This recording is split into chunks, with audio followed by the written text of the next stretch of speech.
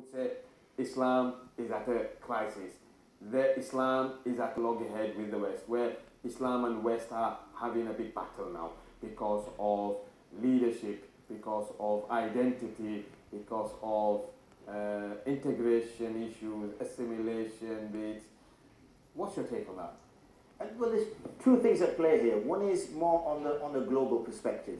You mentioned earlier on about the fact that the church and the state, particularly within the Western societies, is somewhat divorced now. So the church is separate to the state, and we've lived like that for several centuries now within the West. That hasn't happened absolutely within the Muslim world, but it is happening. And one of the arguments, I guess, that Western politicians and the Western power bases will have is that it's worked for us. When we separated religion from state, we became successful. Whereas, you are now the developing world.